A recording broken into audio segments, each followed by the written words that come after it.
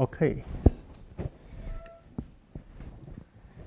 So this week we are going to discuss clustering algorithms. So this set of algorithms are the well-established methods in machine learning. People in the data science machine learning field really like to work on those kind of problems because they have many different algorithms has been well established and they are ready to apply to any data sets.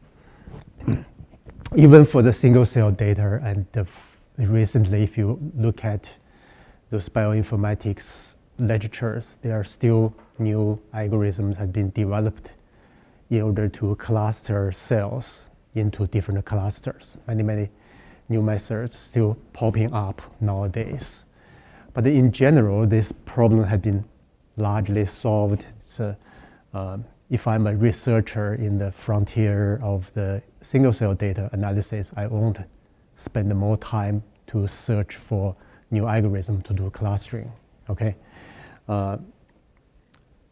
So the new algorithm developed, people will have to argue against a lot of existing methods has been there on the market. It's a really hard problem. But we have largely solved the problem using the most basic methods. So we don't really need a breakthrough in algorithm per se, but in biology, interpretation will be more important at the end, okay? So in the channel, I not only gave you the PowerPoint slide file, but also there's a link to a preprint. It's this one. So preprint, as you know, is an unpublished study, and it's still under review. Not sooner or later it will be published somewhere. But I look at this paper and found it's relevant to what we are talking about today. And it's a group from the UPenn and respected group. So what they found is in the human pancreatic islet tissue. You know, this is a insulin-making tissue organ, and there are alpha, beta cell, gamma data, and mostly will be alpha and beta. People found in the mouse study, in some circumstances, alpha cell can trans-differentiate into beta cell. But they haven't found this phenomenon in humans yet. But in this study, they start with bioinformatics search first. So if you look at the figure 1, let me show you the paper. So this is a paper, okay? It's called single-cell multi-omics analysis support alpha to beta transdifferentiation in human pancreas. So what they found first is to look at this UMAP, you know, the dimensionality reduction, and to put the cells in the low dimensional space that you to visualize.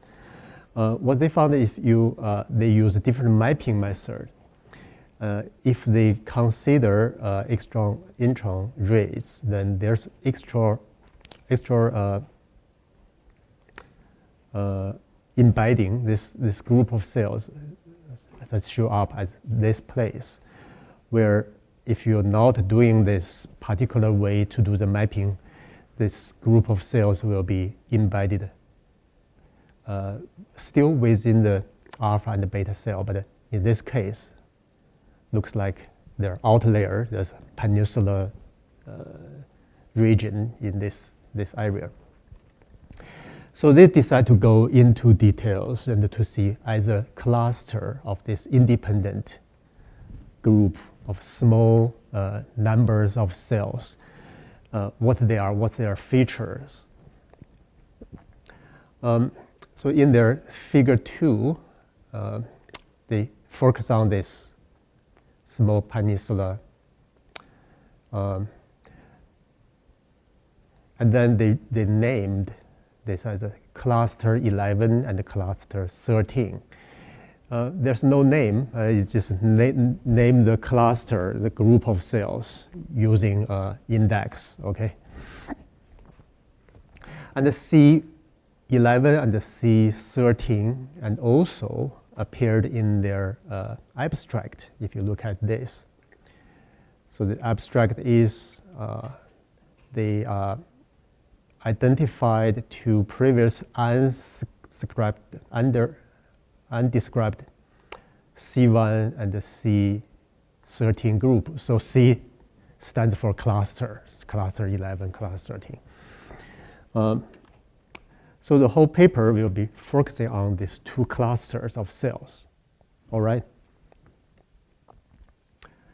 And then they look at expression of these two clusters. What they found is some of those cells in there express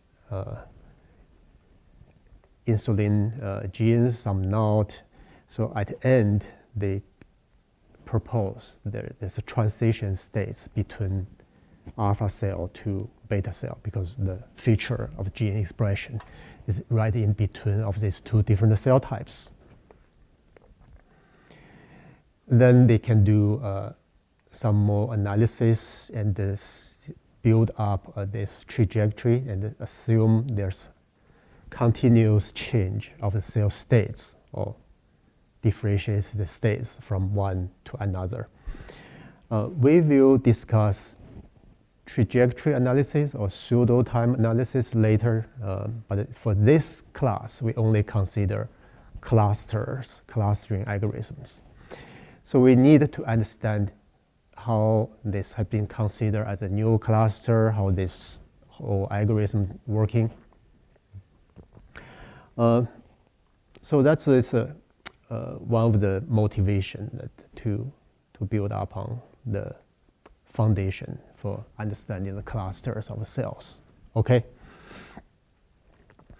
So today we just introduce a few most famous clustering algorithm and also introduce CSC3, which is a published single cell clustering algorithm, and see what's in there. Okay, so this is outline for today. So k-means is the most commonly used. Then we will discuss dB scan and the spectrum clustering, etc., etc. Okay. As we mentioned in the first class, this machine learning contains supervised and unsupervised. So clustering algorithm is typical unsupervised learning method. What that means is you don't have to teach or change any parameters in the algorithm. You don't need to have training data, which is very different between clustering against, for example, regression and classification. Regression and classification are considered to be the supervised learning algorithms. You need to first introduce the training data and allow the algorithm to find the solution or best solution for either regression or classification based on the training data and the setup or the parameters to make the regressor or classifiers become usable. And then you can use this trained models, trained pipelines to predict new data points and whether they fit on this line or they're classified into different groups. Well, clustering algorithm will just work on any data set you gave to achieve the goal and how many not how many, but how to group cells into different clusters. The task is simple: to group a set of objects.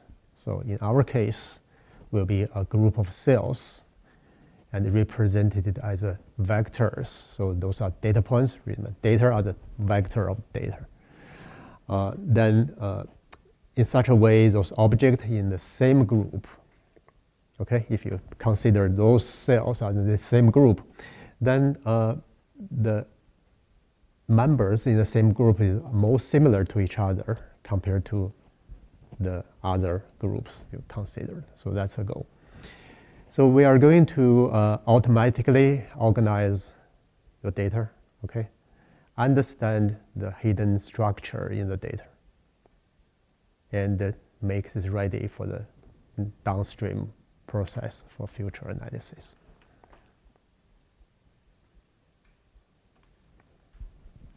Put in our pipeline is last week we talked about the dimensionality reduction. You know how to use t-SNE, for example, in MATLAB to reduce dimension of the matrix of the cells into 2D and the representation. The next step should be the clustering. So we group them into different clusters, then treat the different clusters independently. Okay, at least you are dealing with the cell type interaction, then we have to consider two different clusters at the same time. But once you cluster a group of cells into different clusters, we will process this cluster as a uniformly population of cells and consider their features and assign them the type of cells, see whether they're unique markers to highlight those gene expression features of those cells,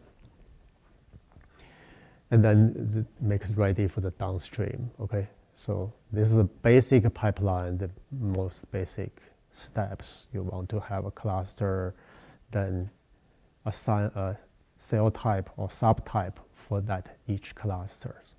Okay. Any questions so far? Okay, simple.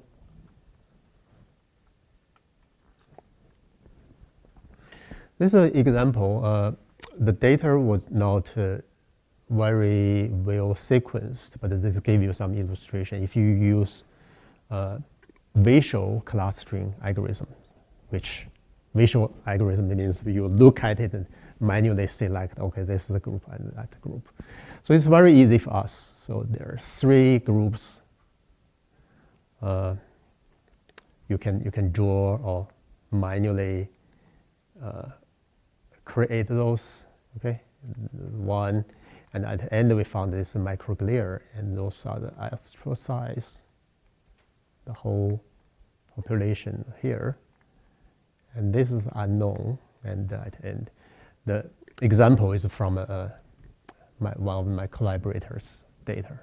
Just use this as an example to illustrate. Well, if you gave these data points to the unsupervised clustering algorithm without any restrictions, and if you use, for example, k-means algorithm, they will give you clustering look like this. The yellow is one, and the blue, another, tail is another. So if you run that again, they give you similar solutions. Okay. So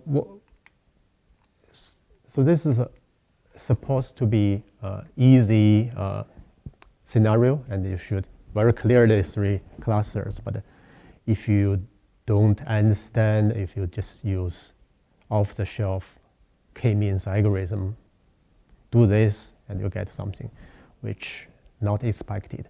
Well, you use other algorithms, you should be able to get. In this case, the different algorithms gave you this solution, and you should run that again, and there's some. And if you have unrestricted, it doesn't matter how many clusters, it will automatically create multiple clusters. So this one, each different color is one clusters. So although it's a very simple problem, so still we needed to know a little bit of principle under the hood, and then to know how to do it. Different approach. So this is like different categories of clustering algorithms. They're partitioning, okay? They're hierarchy, and the model-based, and also density-based, graph theory-based. Each have their own representative algorithms. We will mention, I think, all of them slowly. So k-means algorithm is a partitioning based method to group your data points into different clusters. Well, there's model-based. You assume your data was generated with Gaussian distribution. Gaussian, you know, there's a bell shape, and there are some similarities in the center. Distance between the points will be small. Well, the other cluster you have to model with another Gaussian distribution with a different mean, and based on the dispersion of those data points, you may want to fit those data points with different variation.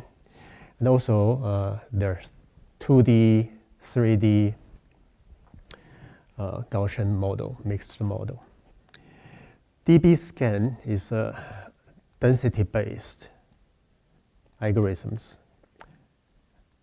It will help us to solve the problem like this one, because the k-means algorithm will not consider the density of the data points between data points, but the DB scan is an algorithm which will consider how dense each other as a cluster.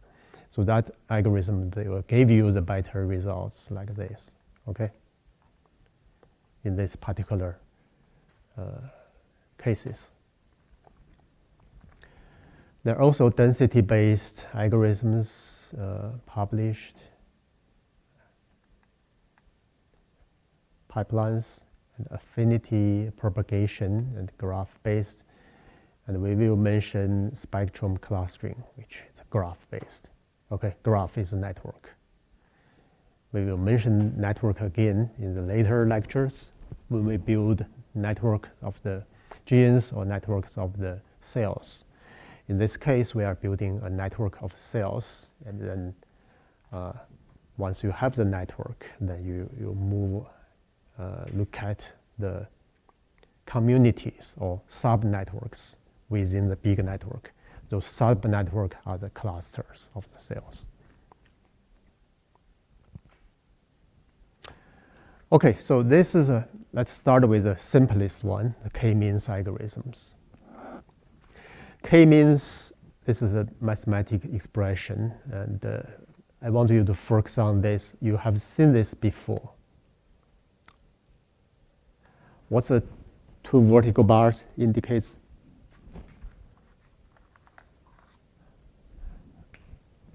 So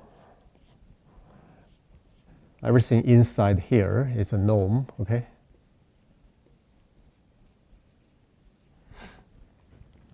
Well, so this is how the magnitude, how long, or the elements, the sum of elements in there.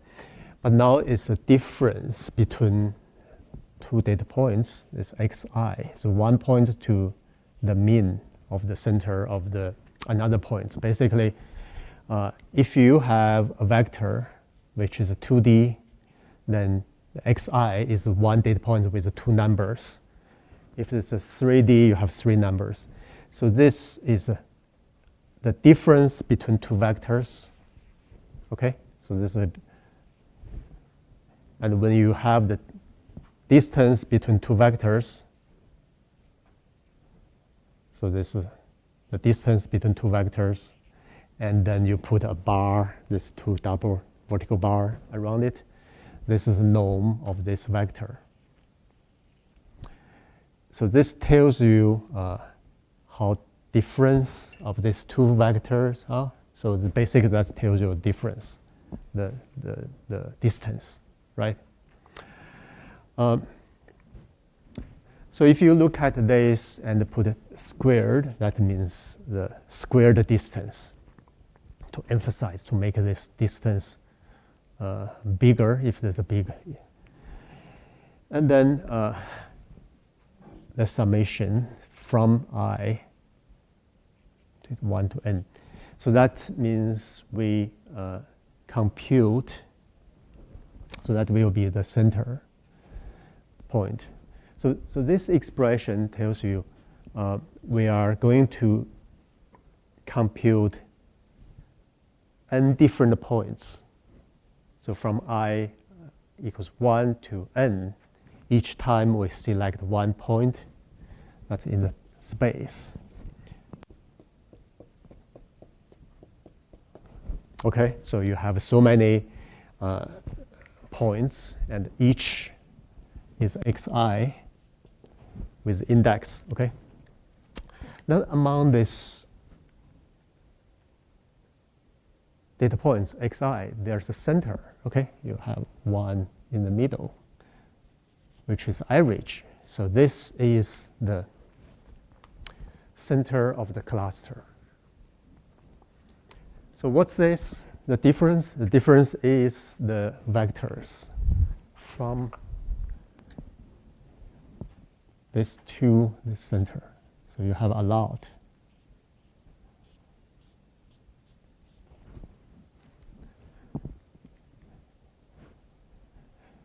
You have a lot each time you compute the magnitude norm of this, and then at the end you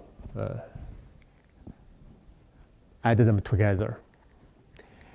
So this expression gave you the total length of those from the center.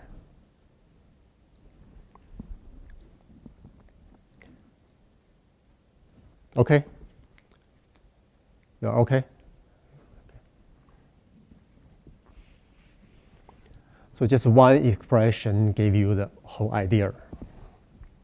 How far this center to visit all the points in the cluster and the total.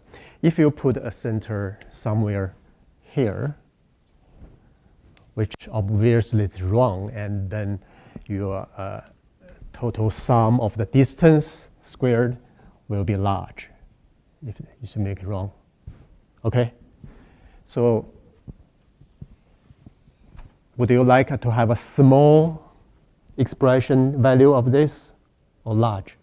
So for the cluster purpose, we want this to be small. We try to find the center to make whole expression, the calculation small.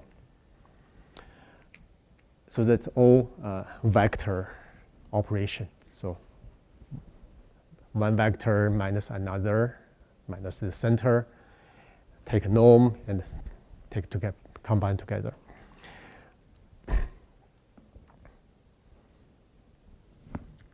Okay, so once you understand this expression, then we will consider a scenario which we have two centers. So this is only one center, which I reach for all the points. However, if you have, let's see,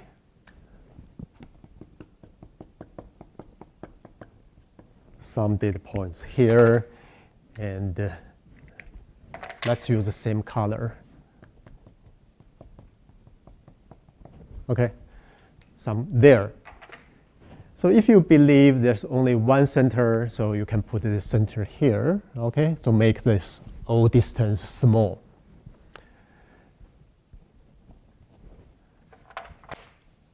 But that's not a cluster. You just found the center of the data. But the k-means algorithm is to assume, for example, in this case, we have a k is 2. So this number is called hyperparameter. So before you start the algorithm, you have to set up the number of k. Well, normally we don't know, but you have to give a number. Even you just guess, I want to get 20 out of it, you put k equal 20, okay? In this small example, we put k equals 2. So this algorithm will, so that's a random choose, okay? So this is hyperparameter, and we said we want to get 2 clusters out of our data cloud. And then you have to assign 2 central nodes, okay? So you believe there are 2 central nodes from your data, and you can start to put. At the beginning of this algorithm, you put randomly. Okay, doesn't matter where, you just put 1 center here. So that's 1, and then another 2. Assume you don't know the data, you haven't seen. Also, the data may be high dimensional. You don't even be able to see this. Okay, you just randomly put the 2 central nodes. Let the algorithm to move these 2 center nodes until they reach to this position. The algorithm will gradually move your central nodes to here and another to here.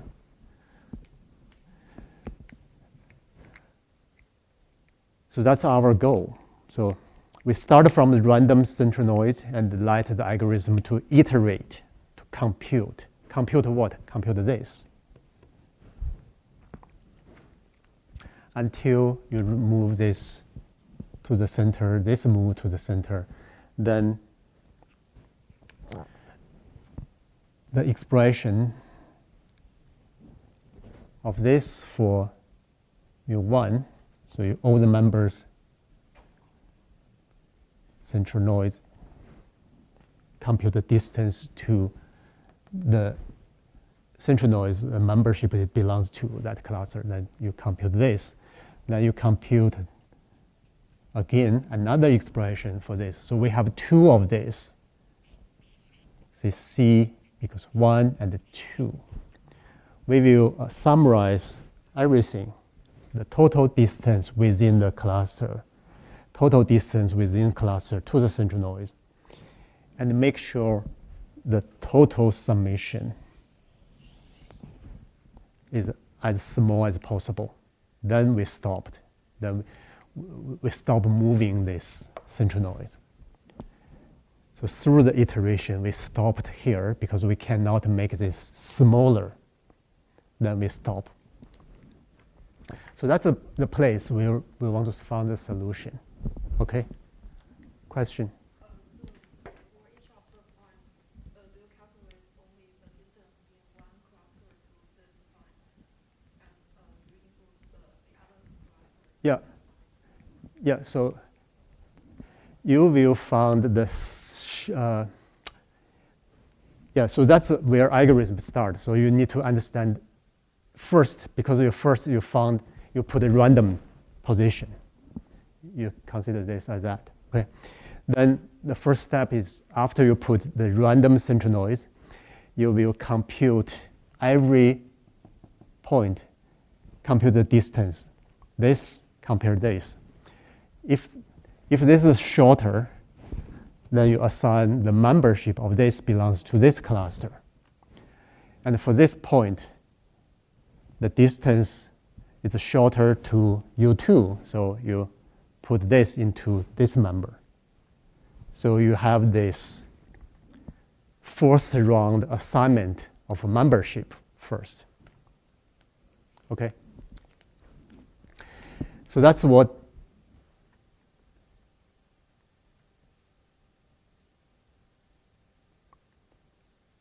remap C for the central noise and arbitrary. We'll remap C for the each. So that's what the so-called map the xi. you just test. This is close to this, and put it in this cluster. Put this, because you separate all the points into two clusters. This is the step. And then you compute, start to compute. Assume this is your central node, and then you compute the total of this.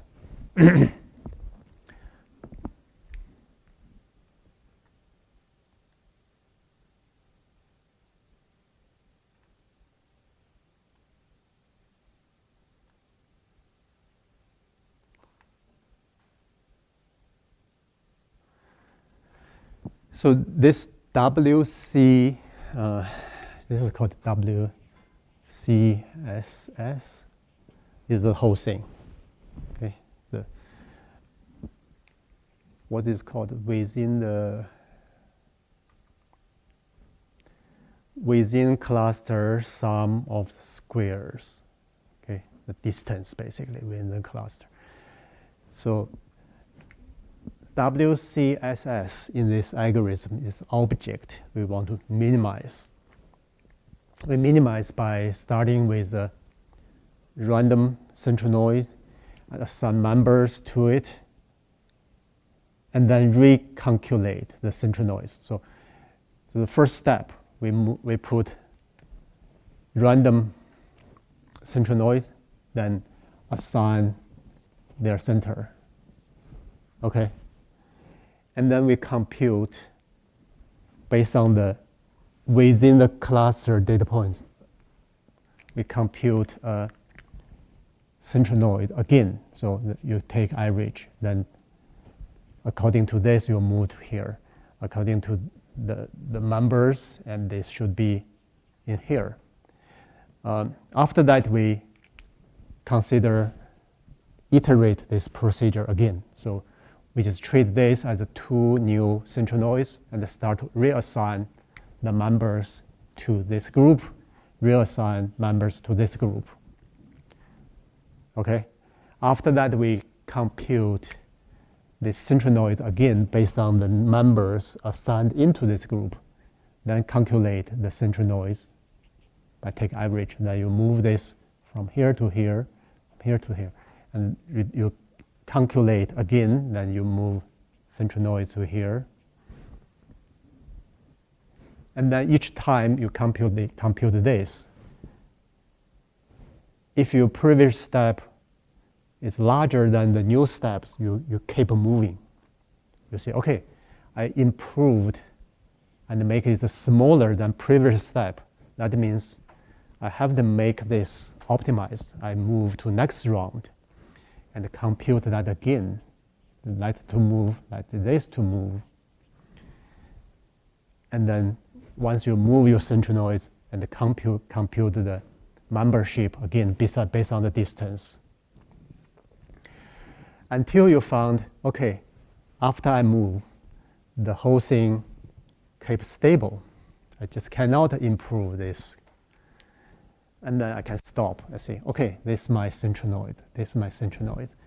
And the current membership assignment is my final clustering membership. Okay?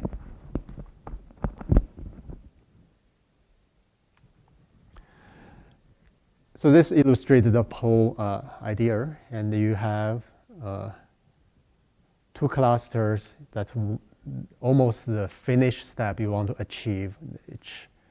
That's your object. The object is K so in our case it's 2, okay? 2 clusters. For each cluster you compute this SE, K1 and K2. So what is K1? K1 is all the members belongs to cluster 1 and the magnitude, which is the length of the distance squared summation. So total, and then you compute for K2, the second cluster, and put them together. So this equation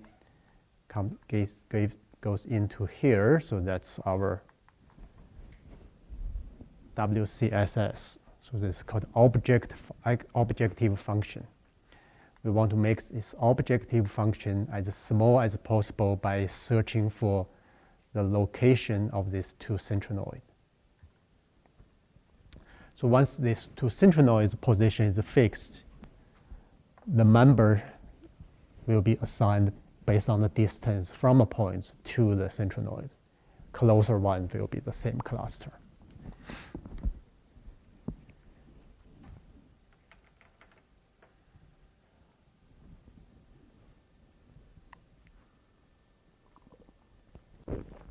Now I hope you can describe this algorithm in your own language. This is not going to be the homework, but see, the step one for the k-means algorithm is to decide how many k's you want to get at the end. Then you start from random introduce the centronoids of the clusters, and then decide the member cluster by the distance to the nearest cluster center. Then using the membership for each member groups to recalculate the cluster center. And then repeat this as a new position of new cluster center and redo this. And then you go to step 3.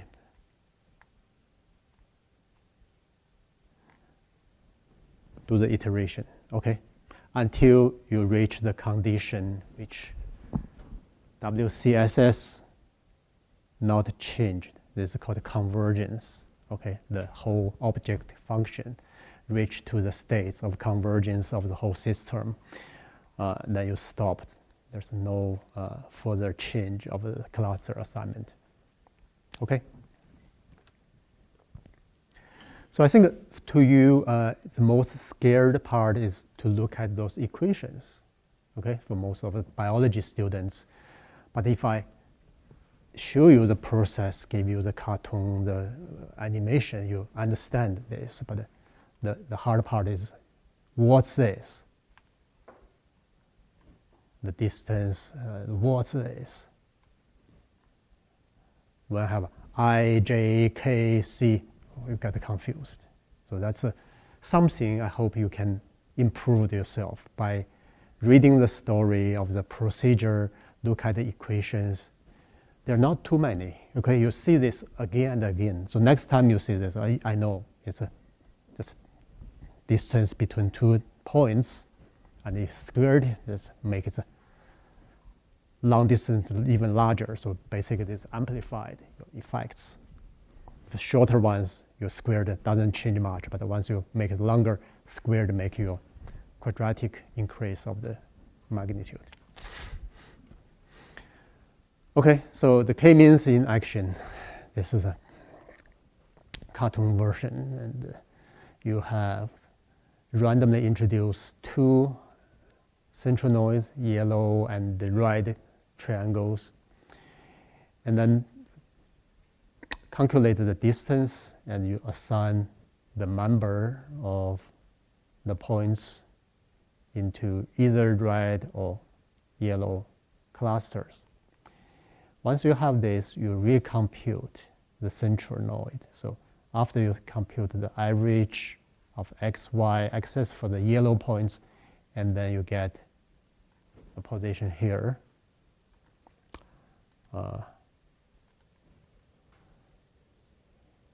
And the red one here. So using these two, you reassign the membership of the points, and then do that again until you reach that level of separation. And this is the end of the algorithms.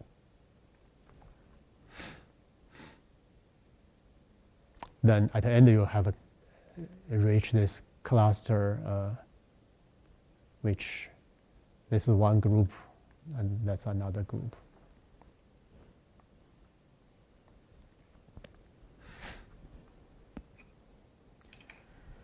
Okay, so next one.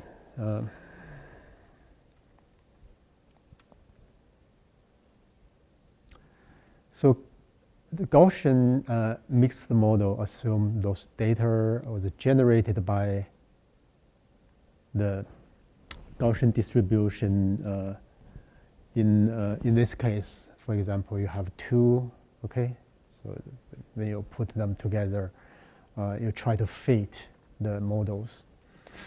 So you have, in this case, have this. This is like a 1D examples. We want to cluster those points: 1, 2, 3, 4, 5, 6, 7, 8, 9, 10, 10 points. And if you assume those points are generated by a Gaussian distribution generative model, okay? And also they're centered around here. Well, these 4 points are centered around here, the second cluster.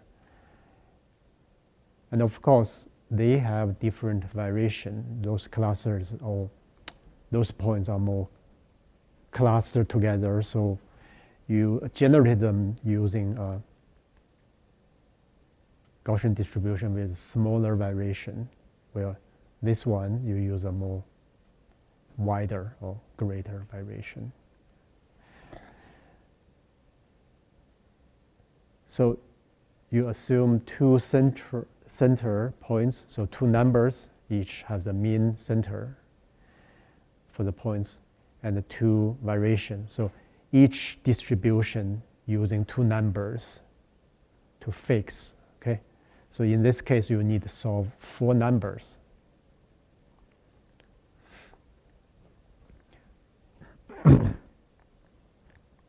So this is assumption, but you can also believe, okay, I only need one distribution to model the whole, all the 10 points.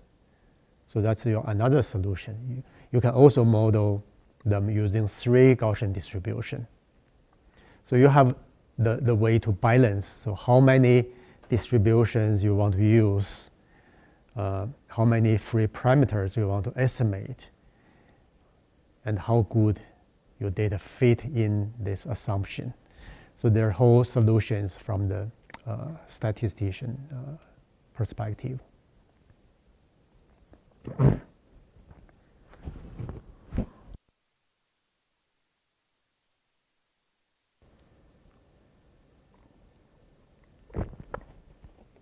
So we are not going to spend too long in these procedures. If you have 2D high dimensional, you have high dimensional Gaussian to model it.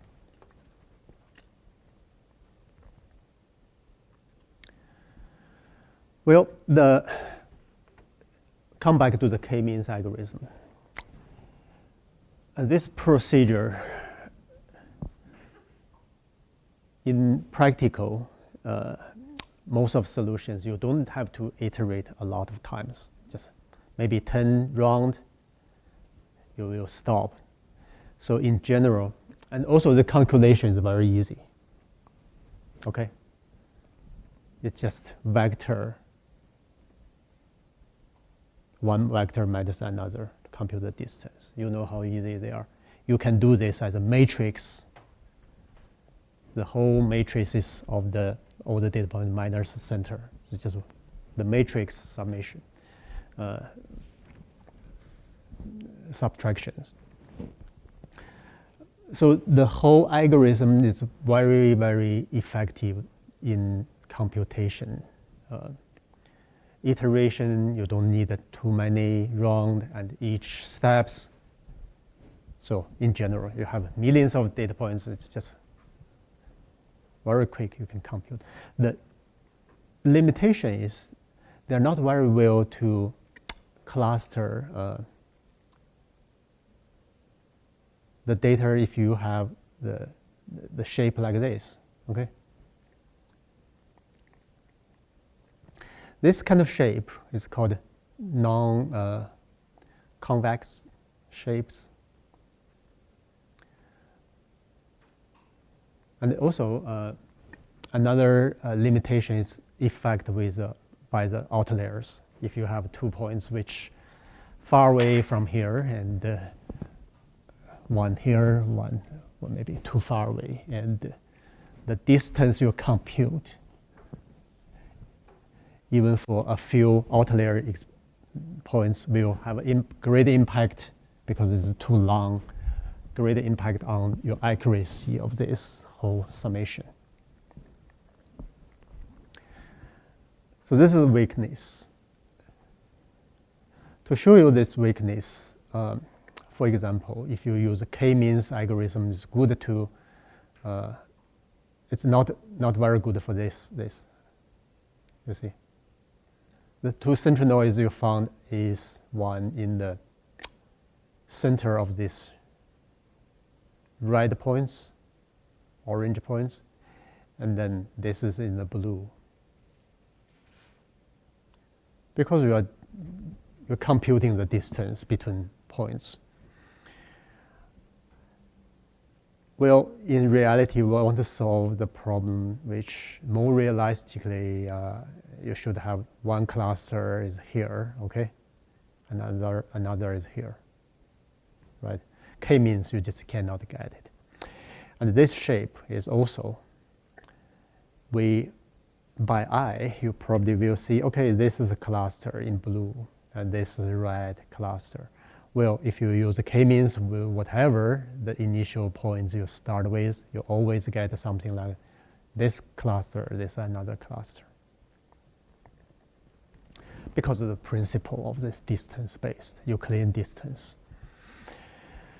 It's even harder for if you want to solve something like this, more extreme. And we know, okay, this is one cluster. This is another one. Blue is another one. So that's human interpretation. Well, k-means definitely will give you one this, one that, okay? And also, this algorithm is a stochastic algorithm.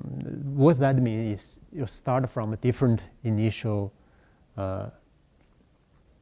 position of the, by random, okay? Your result may change a little bit. So in the best practice of k-means, data scientists suggest to run k-means multiple times. Each time you put initial random number position differently and see whether you get the same answer to just guarantee, okay, your cluster result is robust. So what's the solution for this scenario? And also in single cell data analysis, we do have some case have this shape. I believe last week in the UMAP, or you see some of the cells population looks like that, which if you directly use k-means may have unexpected results. So one way we can solve this is to use density-based spatial clustering algorithm application. So this is called DB-scan. If you look at this algorithm, it's 1996, okay, introduced by those authors.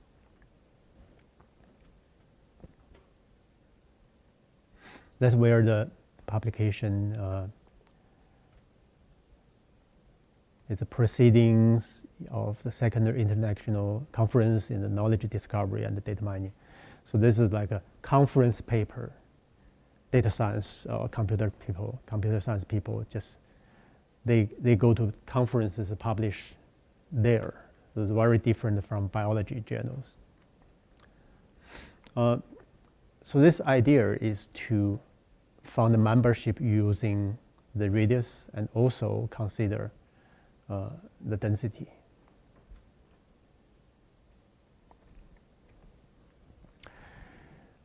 So I don't want to spend too long in here, but if you read this procedure carefully enough, you should be able to figure it out.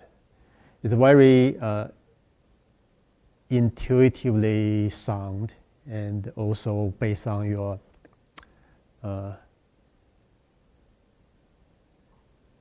perception or whatever.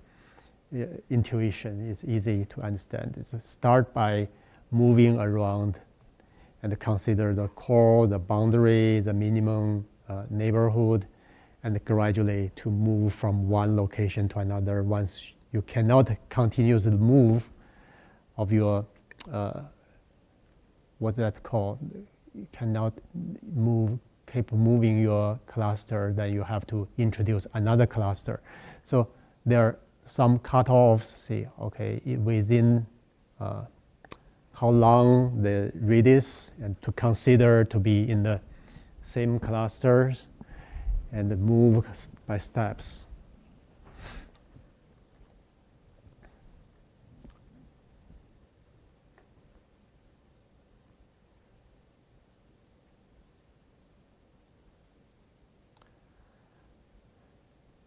So the problem is, with these algorithms, you have to set up multiple hyperparameters.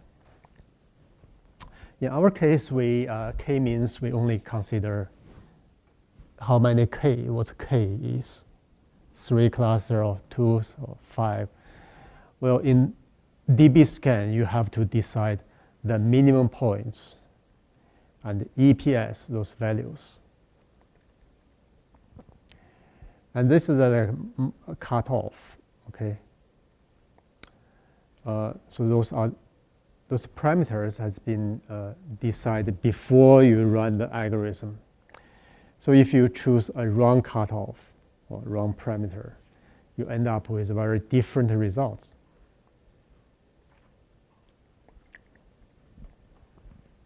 So this is a problem.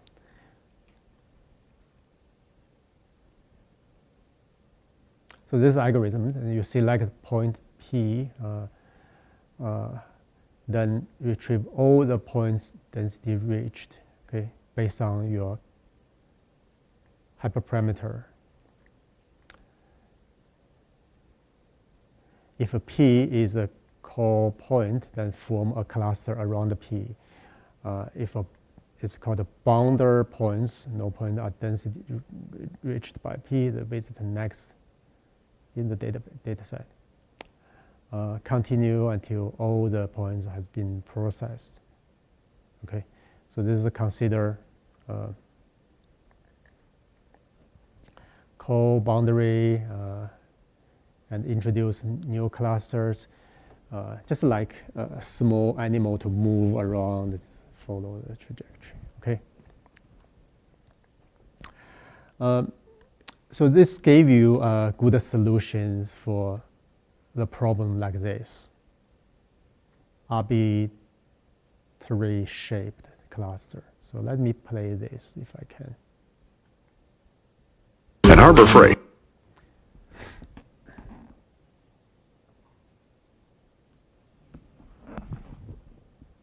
We design and test our own tools and sell them directly to you. No middleman. Hello and welcome.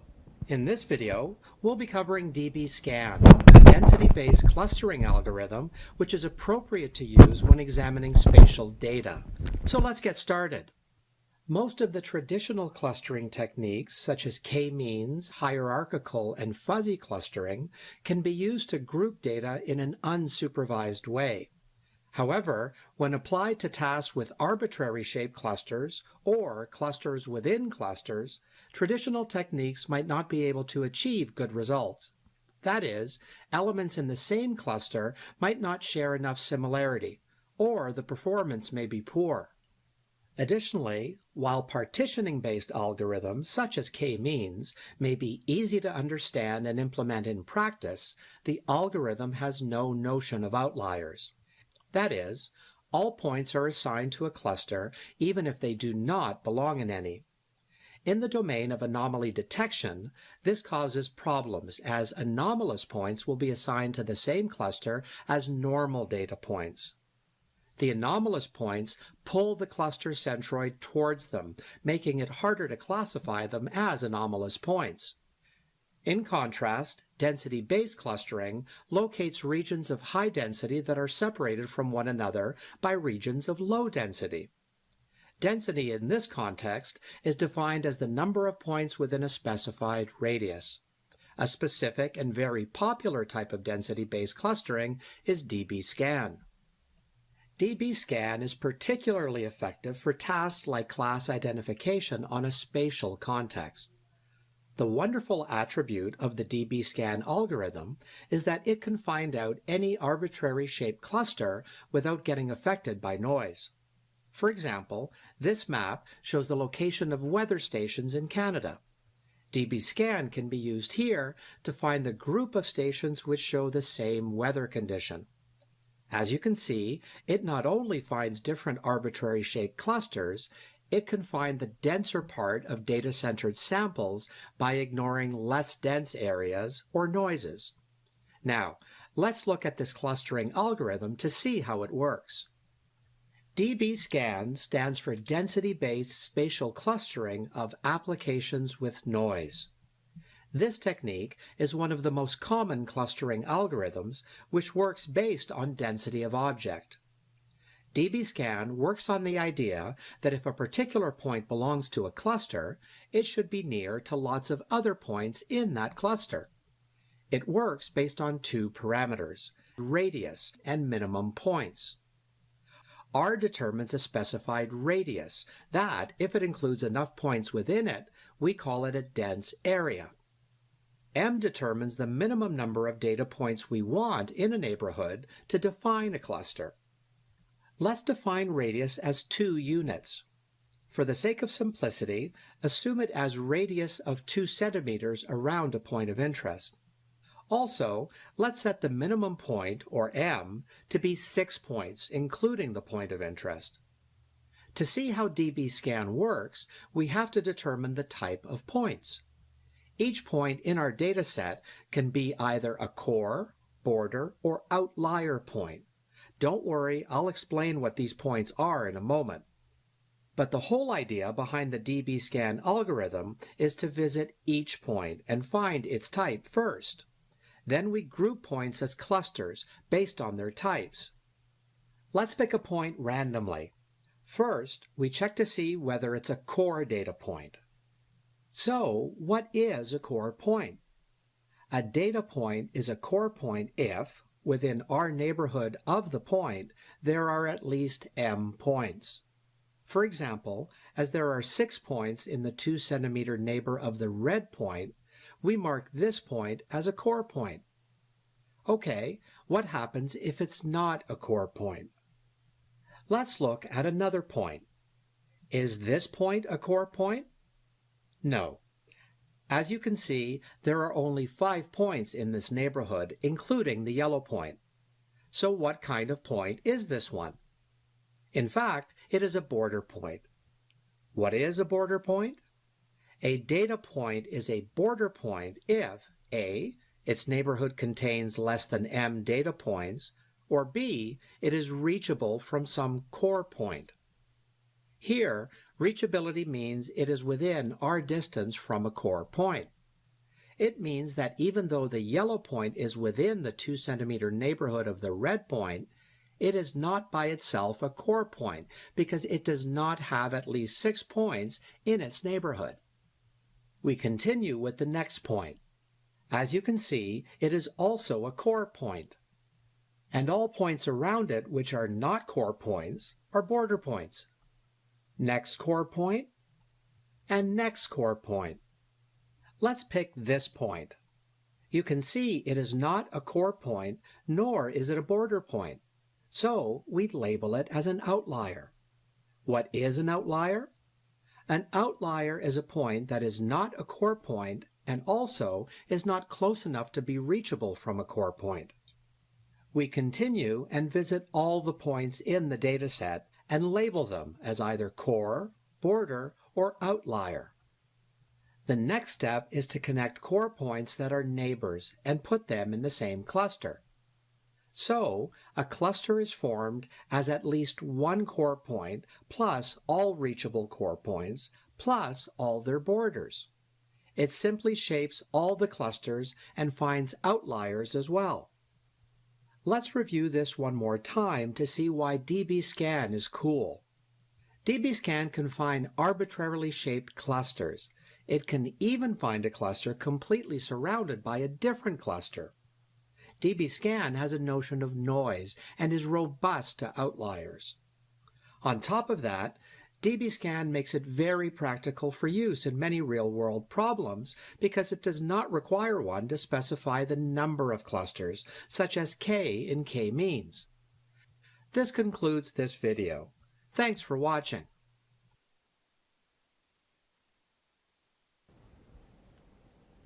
Okay, I think it's clear, right? And also, The border point if the chosen radius from that point contains less than n number of points, or what was the other radius? it's connected, can be reached with another core point. Yeah, so it's part. Otherwise, it will be outlier. Yeah.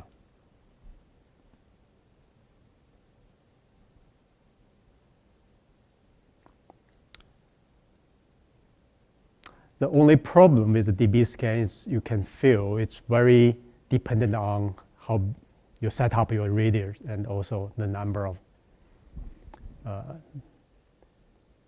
the data points in the core. So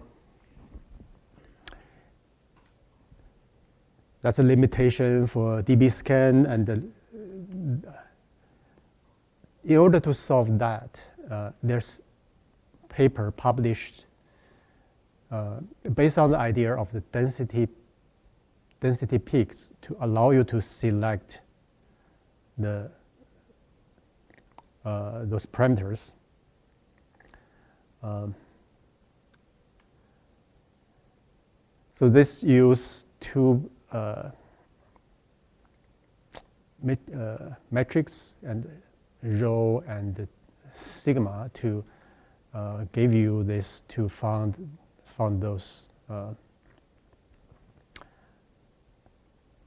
center points.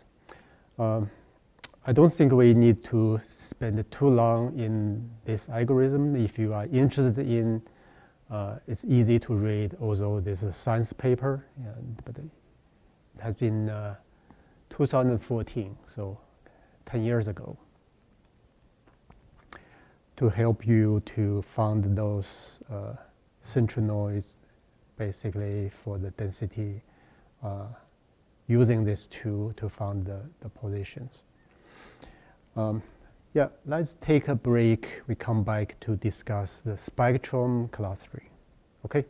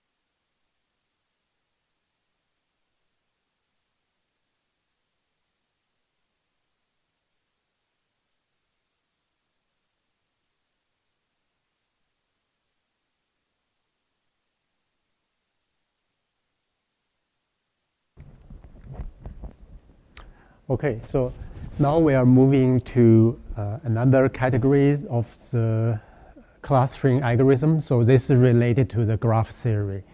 Graph theory is a mathematical theory behind all the network work analysis. So we can represent the networks, the data points into network, and then the clustering algorithm will apply to the network project or object. In this case, we will find those subclusters within the network. If you look at this illustration, somehow you can identify this as a subnetwork domain, and all the network member nodes in there will be highly connected, where their connection to the neighbor clusters or next domain will be relatively rare. Okay, so in that case, you have two bridging linkers between this purple and this light green clusters. So that's the principle. You simulate the data points. So spectrum cluster, if you try all this kind of layout, the distribution of your data points, either in this easy ways, okay, or in this complicated situation, even in this situation, you always get the correct clustering results. So how can we do that? We need to introduce the adjacence matrix. Adjacence matrix is the matrix representation of network. So this basically, it's a squared matrix, okay, ADJ.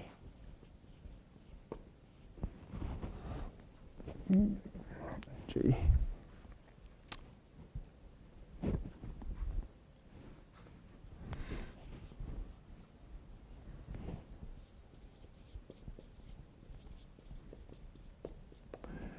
It's a squared matrix n by n.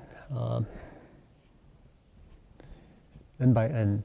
So n is the nodes in your network. So in this example, we have 6 nodes labeled with 1, 2, 3, 4, 5, 6. And then you have its 6 by 6 matrix. And by the position, this index indicate the nodes, okay? If this network, in this network, these 2 nodes are linked, so 1 and 2, so all in this off diagonal position, if there's a node 1, node 2, node 3, if you don't have a self-circle linker, then this position 1, 1 should be 0. Unless you are talking about the network with the self-linker, then you have some values here. Depends on whether it's a weighted network or unweighted. You can put a 0 or 1. Depends on whether this network will have a several link by itself. In our case, we don't consider self-link. We only consider whether node 1 and 2 are linked. If they are linked, I put 1 in this position, 1, 2, and 2, 1. Otherwise, if they're not linked with 3, then 1, 3, put a 0. So that means there's no link between these two. But if 2 and 3 are linked, then you put 2 and 3 as 1. 2 and 2 have 0. Okay, in this diagonal position, they're all zeros if you don't have self-link.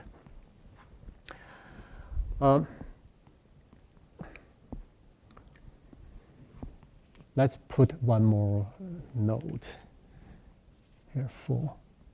So this 1, 2, 3, 4 for 1, 2.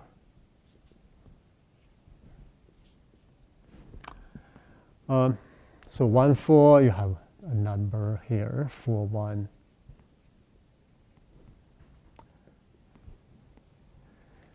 So if this network is undirected, what that means is the link between 1, 2 and the 2, 1 are the same. So 1, 2, 2, 1 are the same. They all have indicator they are linked. Then this whole adjacency matrix is symmetric, which everything linked from one to another is the same as another to one. In that case, you have an undirected network. However, if you want to represent the direction, say, I do have a link between 1 and 2, but I only allow information from 1 move to 2, but not the other way around. No link between this, and also from 2 to 3, I have a link, but its direction is only from 2 to 3. In that case, I can see, okay, this is the direction. You can go from 1 to 2 and put 1 here, but you cannot go from 2 to 1, then you put 0 here.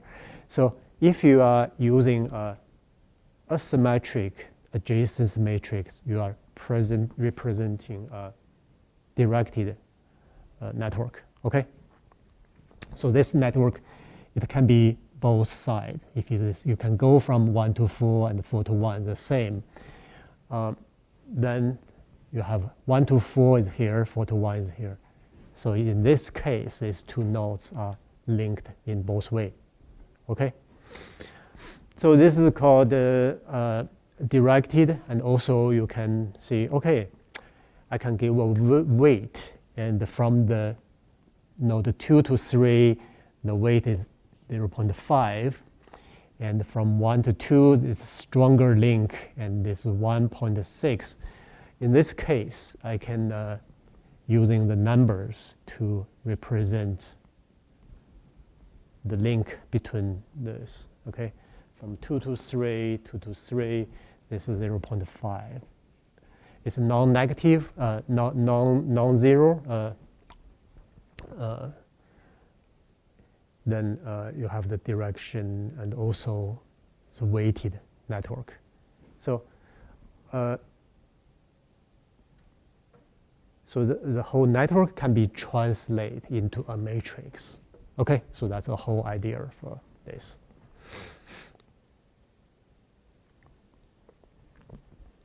Another network matrix we want to introduce is called a degree matrix.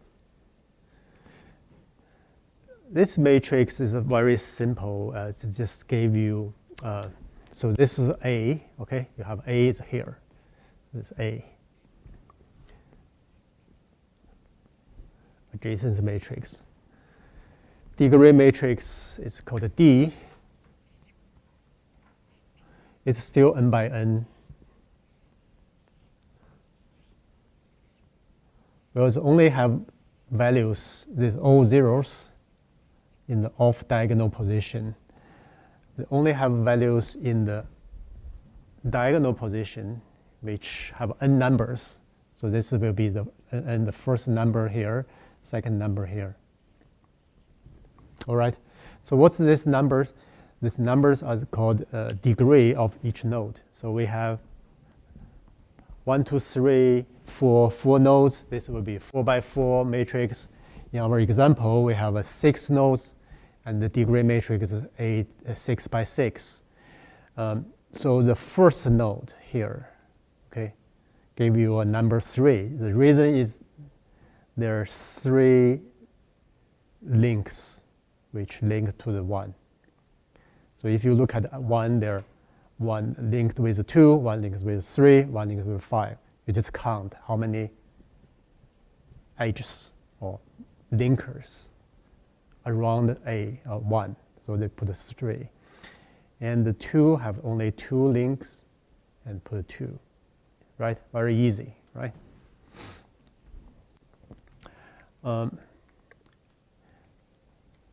So if it's weighted, then you just cannot use a count. What you can do is just sum all the links. So this 1, you just put the total summation of those weights and put in here.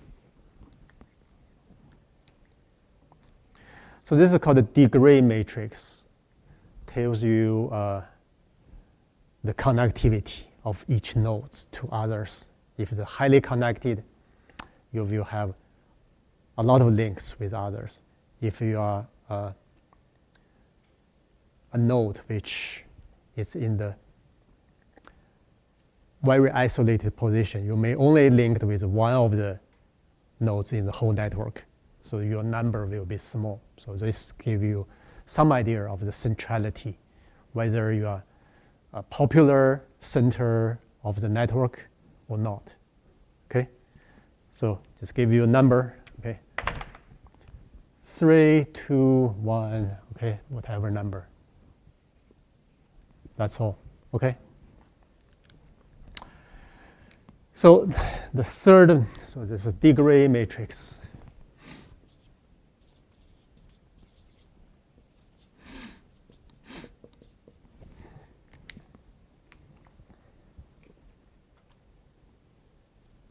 The third matrix is called the Laplacian matrix. It's very easy to compute. It's the difference between these two. Okay? This Laplacian matrix is D minus 1, A. This is A, L, D minus A. This matrix n by n. This matrix n by n. You can do the subtraction easily. What that means is this subtract this value, this subtract that value correspondingly. Okay. So if you put those numbers in this case, because adjacent matrix have all zeros in the diagonal position, so all these values are just degree minus 0, so they are degree. And all the others are the negative ones, because we are dealing with unweighted and also symmetric. So unweighted, undirected network. So this is an undirected, unweighted network. So we get a Laplacian matrix look like this.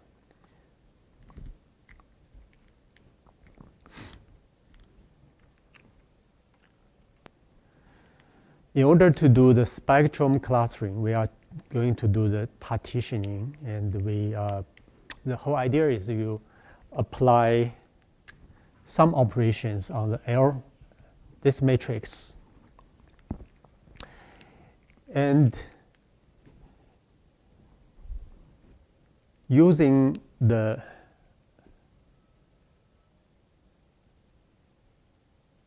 transformed or information will be extracted from there. And so this n by n, so L is still the n by n matrix, n by n. You can reduce the dimension into n by p. So the p will be a number smaller than n. And then you can use this as a matrix, data matrix, to describe each node. So this becomes a skinny matrix. So it can be n by p. For example, you can consider p as a 3. Okay, basically you reduce dimension using the Laplacian matrix as a bridge, and then transform the whole network information into a data matrix, which with a reduced dimension. So all the samples, all the nodes is described using these p variables you just learned from Laplacian matrix. The last step is to use k-means to trade this as a data. K-means, you know, you have data in the 3D or 2D or whatever in this space, in this is a p-dimensional space, and use the k-means to cluster the results.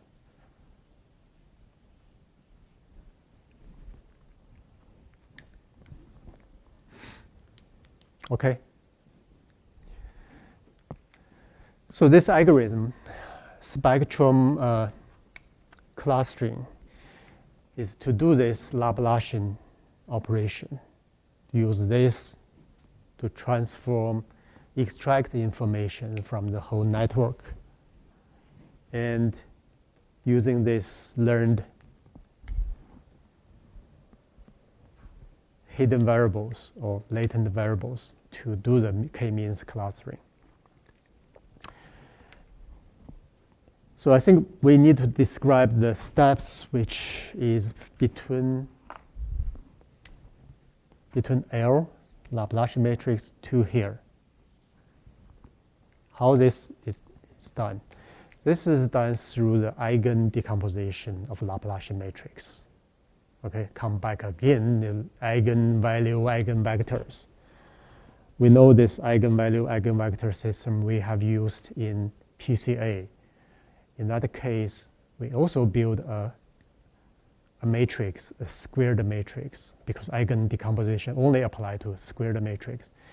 In the PCA case, we describe data points using the covariance matrix, which is between the variables to describe each points. And the eigen decomposition applied to covariance matrix. Well, in this case, we apply eigen decomposition with Laplacian matrix.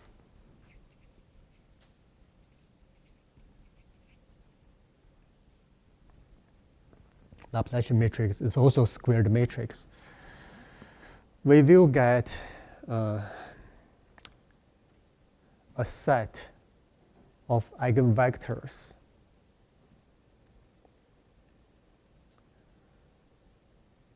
Okay, so these eigenvectors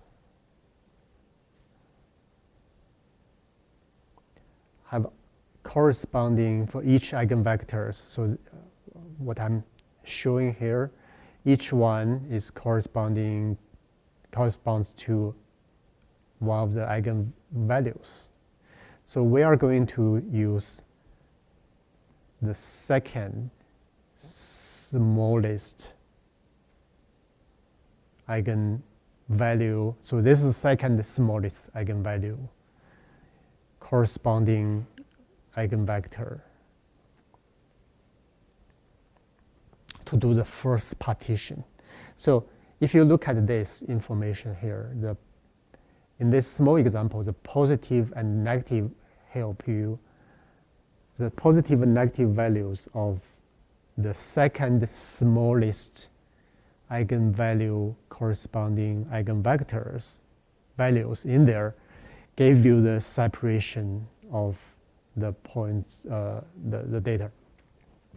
So if you look at the positive ones, the 1, 2, 3, the first 3 are the positive, and the 4, 5, 6 are negative. That indicates that you can separate these 6 points into 2 clusters, okay, using this dimension separation. So in this case, we reduce that using just one p equals 1, just to use one vector values to separate the points. In the more complicated case, we may use multiple p from eigenvalue, eigenvectors to do this. This algorithm can be used in weighted network. So before, these 6 numbers are all just linked by, indicated by 0 or 1. So once they are linked, you put a 1 as a weight. But if you give a weight for the linkers, and this is 0.8, well, the link between 1 and 5 is only 0.1. So you can do the same thing to do the adjacence matrix and the degree matrix. Okay, the degree matrix now is not integer because you have a different weight for the linkers. So even for this weighted network, you can still use spectrum clustering to do the same procedure and get the clustering results. So in this case, we still have a Laplacian matrix compute as a D minus W. W is the adjacent matrix, so you get Laplacian matrix look like this. Not integer again, because they're not just count for the number of linkers, but it's weighted.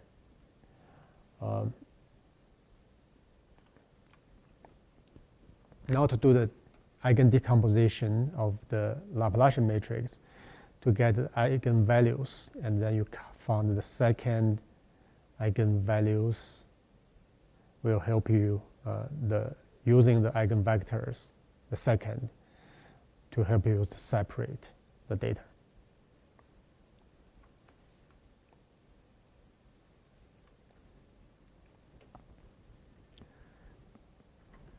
So in this slide, so this is called a U, and to use this U to do the embedding, basically you transform this, use eigen operation, okay? You get this. This is a U matrix. Using this,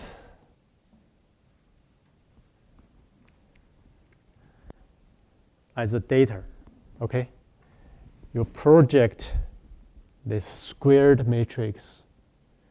Each row is a node into this embedding, which is a lower dimension, and use this lower dimension representation as a data to do the k-means.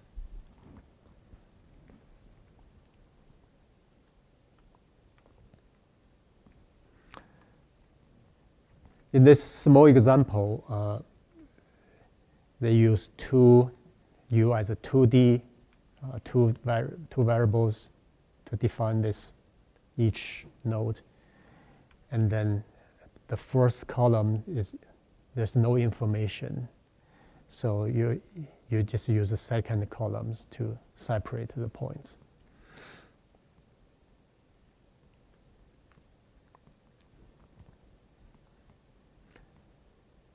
Okay.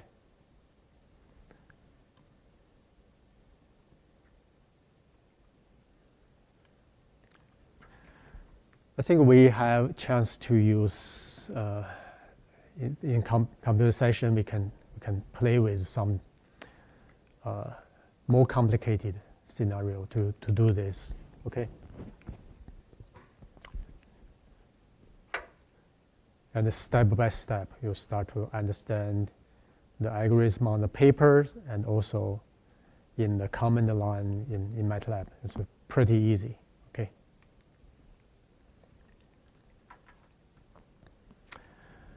Okay, so this is a spectrum clustering. You reduce the dimension. Basically, you project all these networks into a low dimensional space, represent the user matrix U, and then do the clustering based on the using k-means, and then finish your separation of the points.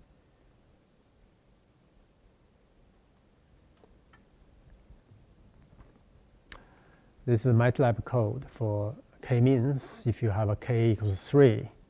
And this is the example, the one which is a bad example. You cannot use the k-means to do this.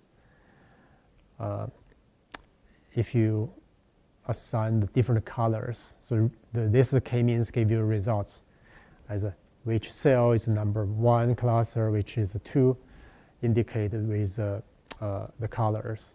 Okay. Well, if you use a spectrum cluster algorithm to replace k-means, you get this kind of assignment of membership. And this is what we really want.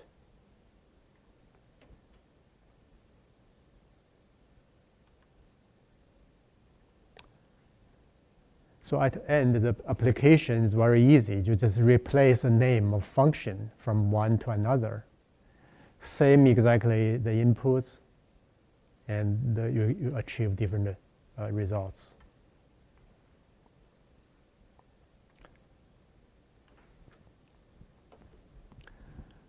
This is from a data science package, and people compare 1, 2, 3, 4 different scenarios of the data distribution, and then they apply different algorithms. The spectrum clustering is in the middle here, and the DB scan is in the last column. So you can see both clustering, spectrum clustering and the DB scan can do this very well in the separate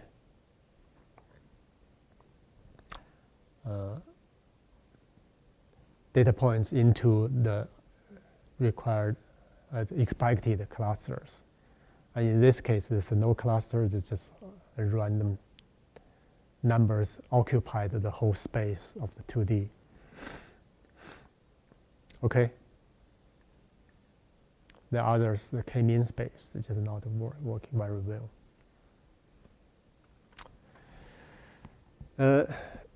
So this is a comparison between different clustering algorithms in the single cell data. This is the hierarchy-based clustering algorithm, the k-means, and the DB scan. Someone just tried to compare with different algorithms and found different solutions.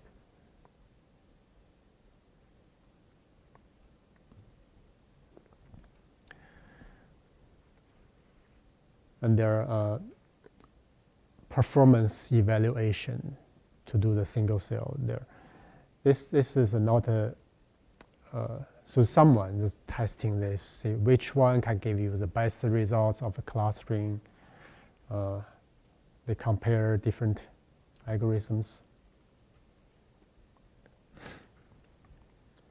There's one idea is to combine the results from different algorithms, okay?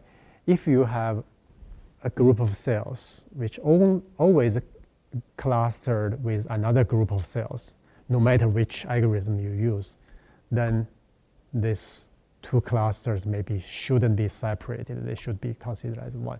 So that's the whole idea. You just use many different ones and combine them together, see whether you should consider the group or crowd wisdoms as your golden standard as your at end. So you can apply different ones, then combine into the final.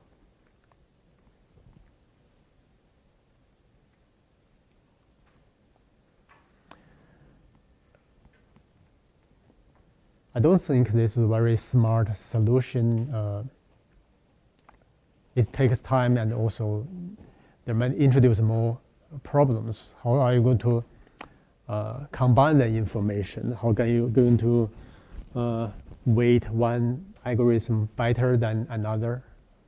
If you know the algorithm is not very good, why you want to keep that? So it's some of these ideas, but not the best one in my understanding.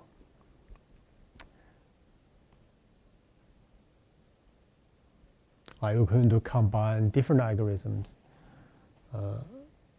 different types of algorithms? How are you going to do that? It's also a problem. Okay, but that idea was used in SC3. So SC3 is a name of clustering algorithms which designed for single cell data. So I will go through this pipeline and let you know at the end there's a consensus step. So multiple k-means algorithms, the results has been combined. So this is slightly different from the strategy here, using different algorithm. Here is to use the same algorithm at the end, but a different extraction of the information from previous steps.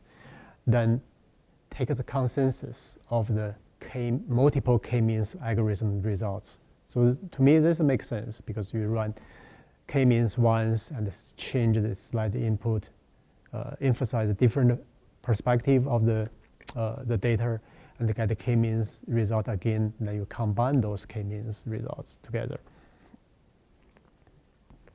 So how this algorithm work? It starts from the gene by cell matrix. Okay, so that's our input. They clean out some of the genes. So if you look at this, the number of genes have been cut. So those are the uninformative genes, gene expression level too low, or they're just 90% of the cells have this gene expression level at 0. You don't want to have them to make this big X into a relatively small X, which cleaner. Okay, this is like a filter step. Then they start to compute the distance between cells. So from the gene, see you have M genes. So this matrix from M by N become N by N. So they compute the distance from one cell to another. So each cell is considered to be a sample. So you have many, many cells, and each cell has been defined by this genes. So you can compute a distance matrix. Remember, we have a lecture on the distance. What distance they compute? They compute Euclidean distance. So we know this is just a norm between the vectors. And they compute the Pearson correlations. Okay, use the correlation coefficient as a distance. They also compute Spearman correlations. Okay, Spearman correlation is based on the rank. The Pearson correlation assume the data is normal distributed. So they compute slightly different correlation coefficient. So the whole matrix input, and using 3 different algorithms to compute a distance matrix. In that case, the outcome will be 3 N by N distance matrices. Okay. Okay, for each of this distance matrix, the authors using 2 transformation. One is a PCA, one is Laplacian matrix transformation. So each layer here is N by N matrix, and it becomes 2 transformed matrices. So now we have 6 matrices. What they are Euclidean distance matrix transformed with the PCA, transformed with Laplacian transformation. Laplacian transformation is to compute, to use distance matrix as a network, to compute the D matrix and to compute the Laplacian matrix. Okay, so to get this. So now we have this transformed matrix. Then we select a few range. Okay, so these numbers, these ranges, will truncate each of this matrix. So you have this matrix, you truncate it N by N, but now you only see, I only consider the top 10. So when I have a D1 is 10, I only consider the top 10 variables or transformed variables. Or I want to consider 15, then in this case, the D2 15, then I increase this to 15, and I only consider this top of the transformed matrix. Or I use more. So it have a sliding window like the selection of different truncated numbers.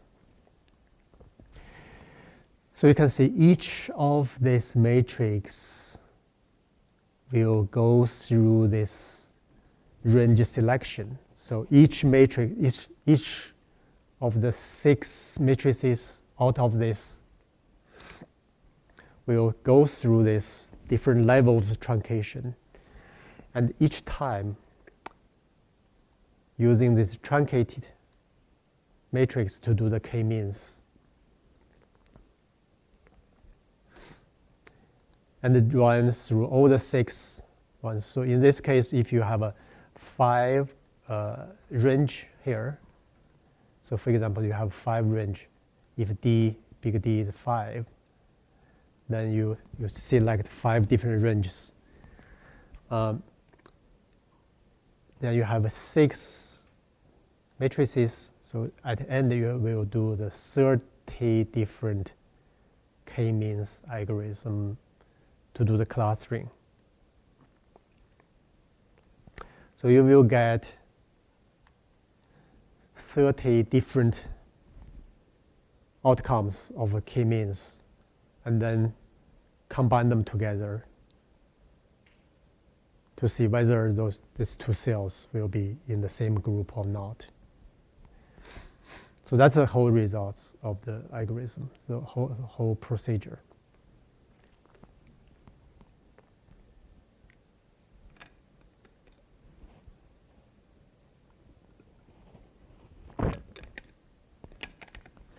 So I introduced this is we tested, and this gave you better results than other single cell, dedicated single cell data clustering algorithm. And also this is like a representative method which start from the matrix of expression itself. It's not a start from the embedding. So normally, if you do, if you have X, then we do the t-SNE first, and then reduce the dimension, and you can visualize into 2D, 3D. Then you work on the to cluster those cells. You can see this is based on the 3D representation of your cell. So it's not use the full information from the whole spectrum, whole gene, all the genes, because you learn from the distance of the cells and make it into 3D, and you only use 3 numbers to represent the position of the cells to do the clustering. Well, you ignore the rich information in thousands of genes. If you have thousands of genes, hundreds of genes in this matrix, data matrix per se, the original data matrix. But the problem with this SC3 method is it's computational heavy, so you have to wait several hours before you can get the results. But we don't want to, so this is a limitation, and you cannot avoid that, the computation, because each steps take time. Okay, you have so many computational steps. So this gave you some limitation of that. And also we have our own solutions. We will see, okay, in our case, we will do t-SNE 3D embedding, then use the k-means to cluster cells into many small clusters. Okay, and then we run the cell type annotation for each small clusters. If they are the same annotated cell type, I will merge them. So at the end, the requirement of the accurate clusters from the very beginning is not so important, because we will merge clusters using the data type information later, not rely on the clustering algorithm gave you the cluster. But anyways, there are implementations in MATLAB of a C3 algorithm. We will open the source code to look at each steps here. So it's reflected in the source code in the MATLAB. There are package published from the original C3 authors in this bioconductor. There's a package, a set of packages, and within there are C3 methods. So you can take a look. Okay, we will very quickly go through the rest of them, and then to finish off today. So hierarchical algorithms are used to do this, the tree, build a tree. You know, the phylogenetic trees, people build the species tree or gene trees. So those algorithms you can use to do the clustering. Basically, you want to find a root. So if you cut the tree you build at this level, you will have 3 clusters. One will be here, another here, another here. Depends on the level you cut. If you cut from here, once you build a tree, then you have 2 groups. If you cut here, you have 1, 2, 3, 4 clusters. And this algorithm is also doable, but in general, if you have so many cells, your tree will be huge, okay, and not very effective in computation. It's good to use this to some of this scenario to find outliers, for example, in this case. And also this dendrogram, those algorithms have been well developed, and also a lot of these statistic packages, including MATLAB, they are built-in functions. You can do this very easily to borrow those tree building or clustering algorithms. And there, indeed, someone developed this dendritic graph-based packages to do the clustering for the cells after they compute the distance matrix. But overall, they had not become a mainstream clustering algorithm used in the single cell world. This is another hierarchy clustering algorithm. So need to specific number of clusters, and they're slow, and the memory use also large. Okay, so that's the introduction of the clustering algorithms. And in summary, we don't have to pay too much attention to this algorithm, because the algorithm problem has been largely solved in data science, well documented. We just need to know the principle of the basic ones. Then application, we have our own strategy to deal with. Okay, good.